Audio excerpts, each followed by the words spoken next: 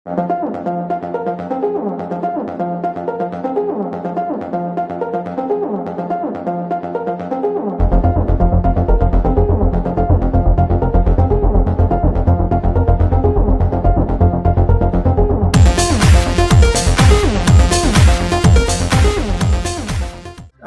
और इससे पहले कि हम आगे जाएं कि हम ये कौन से अनासर हैं, ये एक चीज़ याद रखें कि ग्लोबलाइजेशन और अमेरिकन कंपनी या किसी और मुल्क की कंपनी का एग्जाम्पल क्या होता है। ये क्या चीज़ है कि आप कहते हैं कि ये अमेरिकन कंपनी है।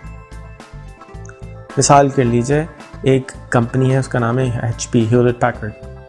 ह्यूलेट पैकर्ड के तकरीबन 1.5 लाख स्टाफ है दुनिया में, लेकिन ह्यूलेट पैकर्ड अमेरिका के अंदर हेड ऑफिस होने के बावजूद जर्मनी के अंदर सबसे बड़ी आईटी कंपनी है, साउथ अफ्रीका के अंदर सबसे बड़ी आईटी कंपनी है, रशिया के अंदर सबसे बड़ी आईटी कंपनी है। अगर ह्यूलेट पैकर्ड बंद होती है तो कौन से मुल्क की कंपनी बंद हो रही है? क्या 40,000 अमेरिका में स्टाफ है और 1 लाख से ज़्यादा स्टाफ अमेरिका से बाहर है, तो क्या वो अमेरिकन कंपनी हुई या नहीं हुई? ये एक सवाल बड़ा इंटरेस्टिंग है जो कि आता है।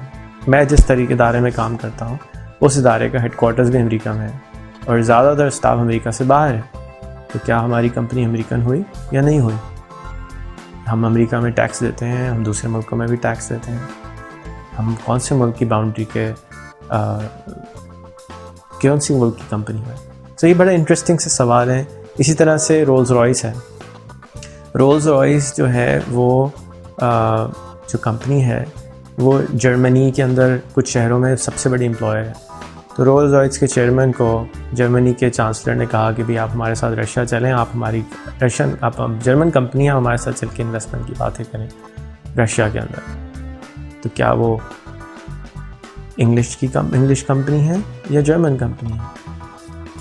तो जो दुनिया का जो सेटिंग हो गई है वो बहुत अजीब व गरीब हो गई है कि अब ग्लोबलाइजेशन इतनी ज़्यादा होने के बावजूद वजह से अपॉर्चुनिटीज़ बहुत डिफरेंट हो गई हैं और हमें रिक्रिएट करने की, थिंक करने की ज़रूरत है कि अब हम दुनिया में किस तरीके से आगे चलेंगे।